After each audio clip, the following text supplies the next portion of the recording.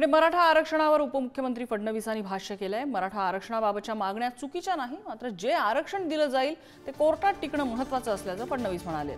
आरक्षण असं द्यायचंय जे मराठा समाजाची कोर्टात फरफट व्हायला नको, असंही वक्तव्य फडणवीसांनी केलं।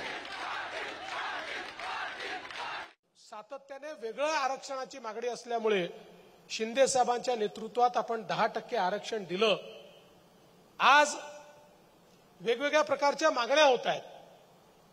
मी असं म्हणणार नाही की मागण्या चूक आहेत, पण आपल्याला एकच गोष्ट लक्षात घेतली पाहिजे की कुठलीही मागणी आपण जी करतोय ती कायद्याच्या चौकटीत बसली पाहिजे।